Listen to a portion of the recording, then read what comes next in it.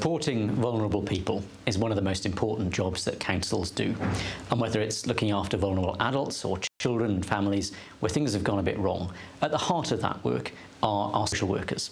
What we've been doing is working with other organisations with expertise to look at how we can best maximise the opportunities for our social workers to develop in their professional career, to make them as effective and efficient as they possibly can be in supporting the people to whom we have this responsibility. In this podcast, we're going to be hearing from people with real expertise in developing the career opportunities of social workers.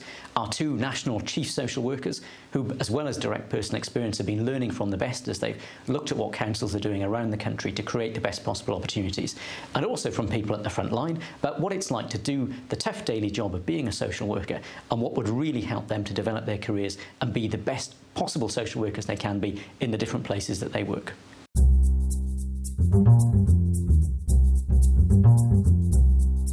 The employer standards for employers who employ social workers are an excellent framework to ensure that all social workers are getting the right supervision, the right opportunity to reflect on their practice, good approaches to workload management, good approaches to building their resilience and ensuring that they can be good, strong professional social work leads. So the employer standards, I think, are a real benchmark to show this organisation is really valuing their social workers, wants to retain them and wants to ensure the best conditions are in place to allow good social work practice to flourish.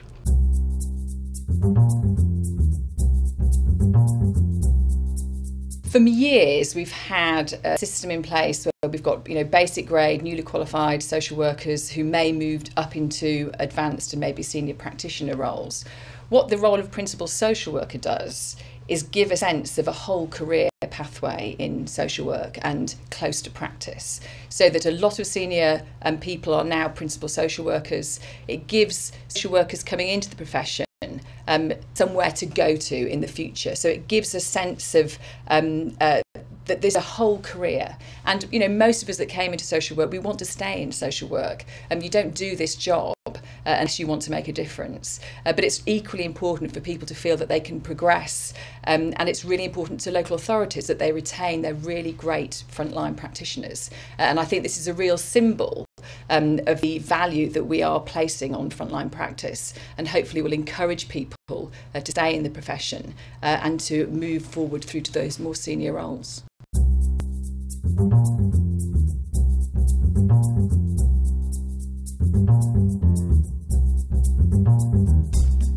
Working with a variety of different people, variety of service users, carers, different professionals, and each day and each week there's different things in my diary. The best thing about my job is making a difference, enhancing the quality of life of service users, patients, and most importantly their carers. I think there are two things for me.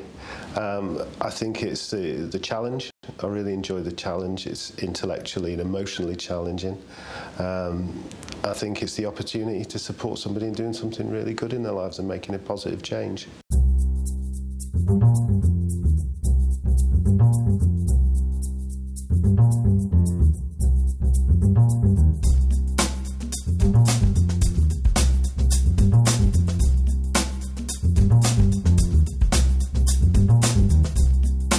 Diverse, become times you can come in and you could be working with the police or mental health services because you've come across a family that are in crisis or somebody that's vulnerable in the community that you need to try and protect. It would be exciting, unpredictable and fun.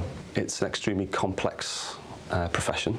It's a demanding profession, and the complexity and the demands are increasing over time as new legislation is introduced, but it is ultimately a really rewarding profession.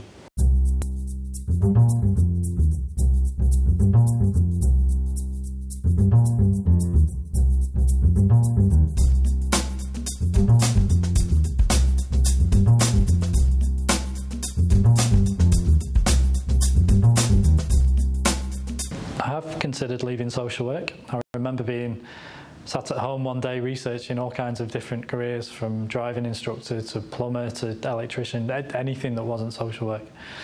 The best thing that I did was tell somebody at work that I was feeling that way, and as soon as I'd done that I realised that the support was there for me, And from that point onwards, I never looked back. I think as a social worker, I felt like I was well supervised. I feel that we need to use our colleagues to feel that we are well supported, because every social worker within the team has different skills, knowledge base, different things to get involved in, different group work from variety of jobs they've had in the past.